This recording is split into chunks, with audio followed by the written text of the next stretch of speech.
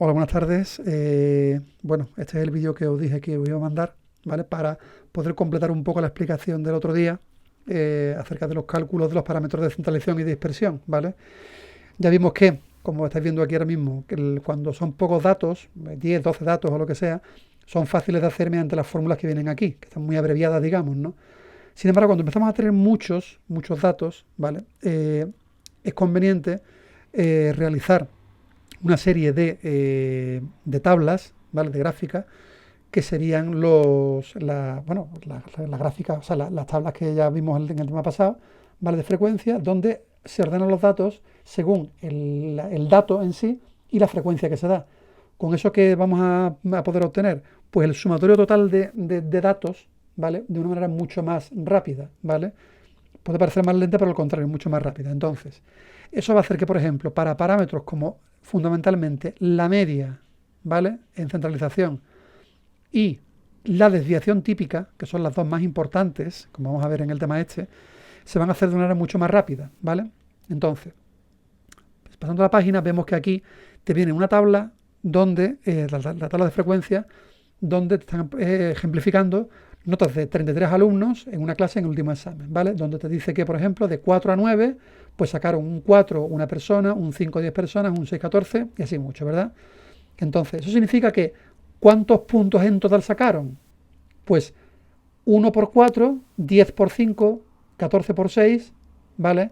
Si lo sumas todo, lo que tienes son todos los puntos en total que habría, ¿verdad? Que es mucho más fácil que sumar 4 más 5 más 5 más 5 más 5, 10 veces, más 6 más 6 más 6, 14 veces. Está claro, ¿verdad? Como dice aquí. Entonces, ¿qué hacemos? Pues que hacemos una tabla de frecuencia ampliada, ¿vale? Donde le añadimos una tercera columna, que es la que, como pone aquí, f sub i por x sub i, ¿de acuerdo?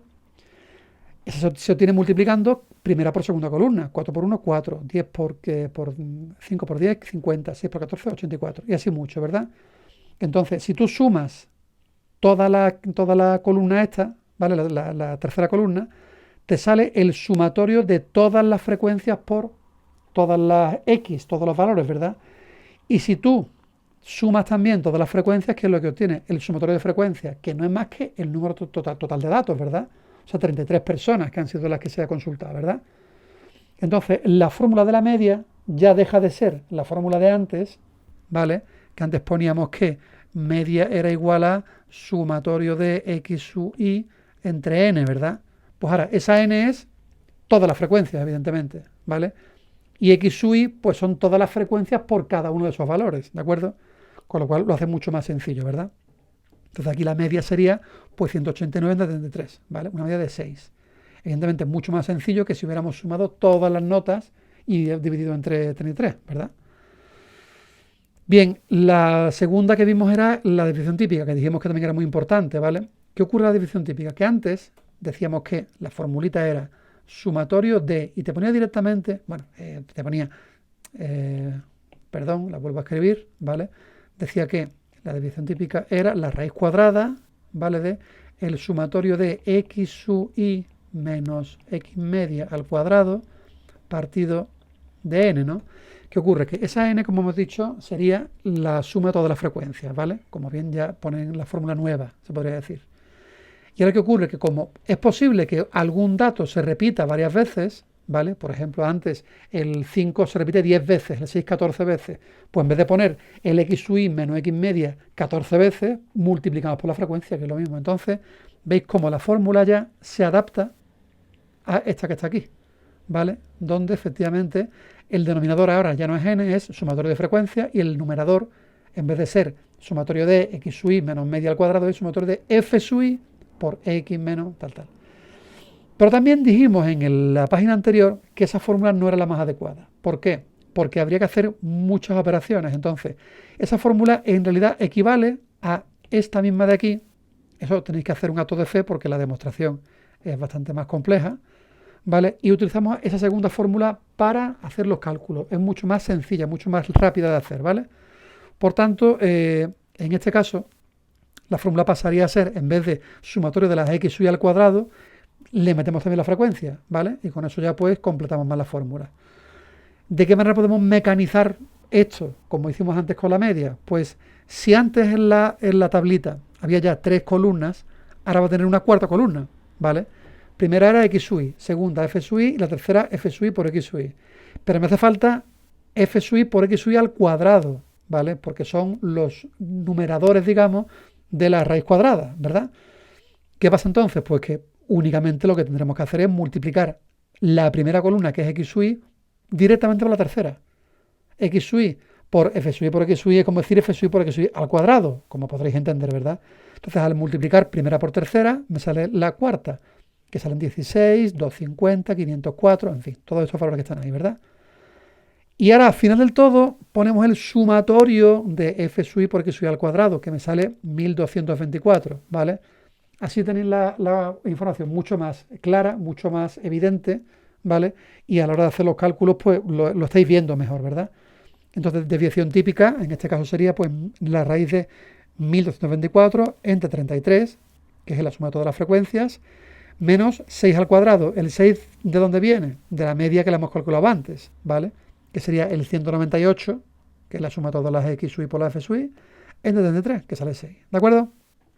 Por tanto, el cálculo de la desviación típica, ya dije, tampoco entraña demasiada dificultad, ¿vale?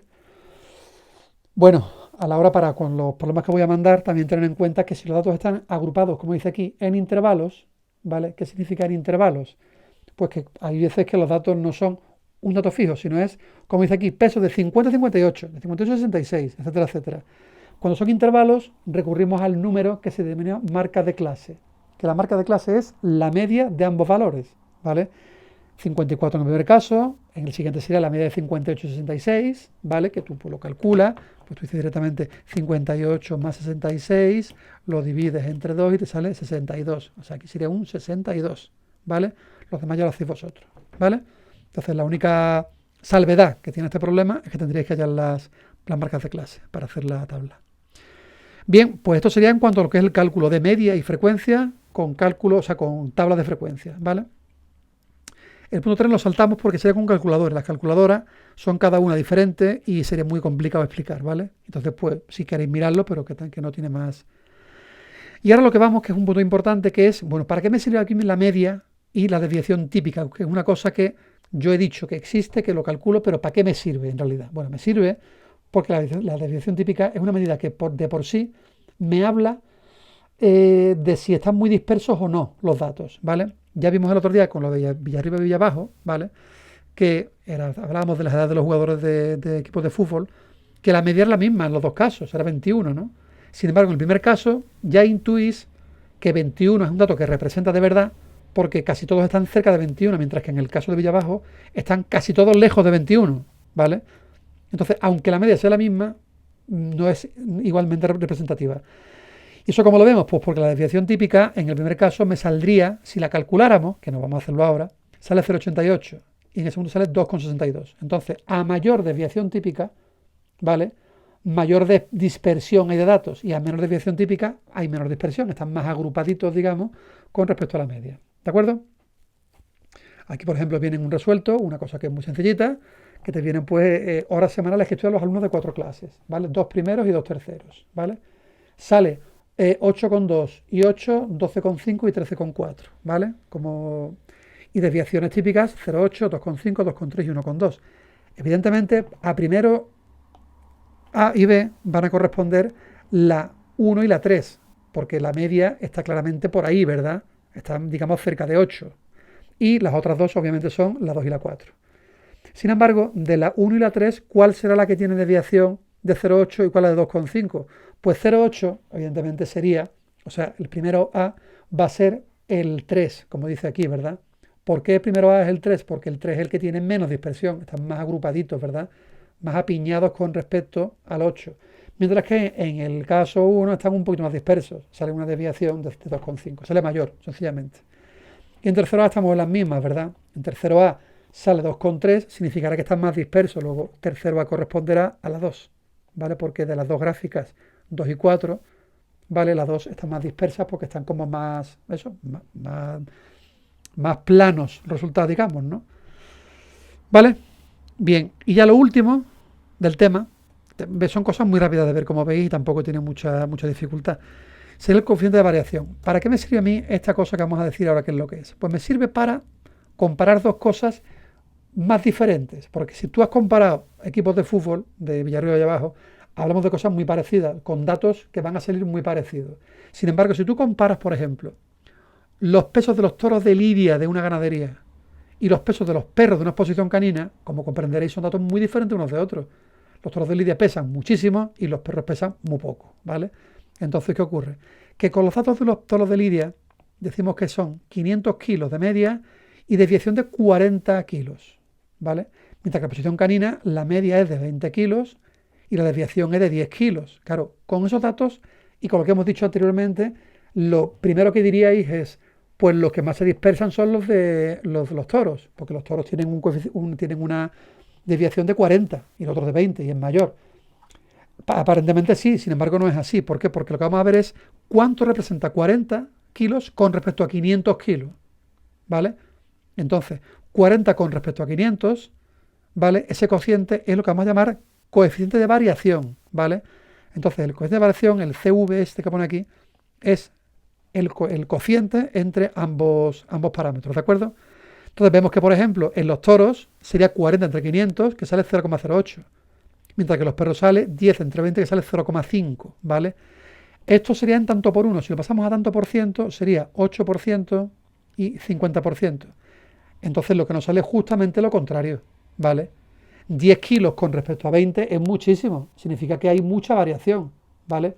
Eso que va a significar que la posición canina, pues va a haber muchos perros muy grandes, otros muy chicos y otros medianos, ¿vale? Mientras que en la ganadería, pues los toros suelen pesar cerca de ese número que es 500 kilos, ¿vale? No va a haber no va a haber toros que pesen 20 kilos y otros que pesen 1000 kilos, ¿vale? Esto que he dicho es una burrada, un toro no va a pesar 20 kilos, ¿no? Y tampoco va a pesar 1000 kilos, ¿no? ¿Vale? Entonces, como veis, para comparar dos magnitudes, dos cosas, digamos, muy diferentes, como son, pues eso, toros y perros, recurrimos a la coeficiente de variación, ¿de acuerdo? Pues nada, chicos, el tema ha terminado, ¿vale? Ya lo que yo quería era justamente ya acabar con esto y ya está. Y ya pues con eso tendremos bastante, ¿vale?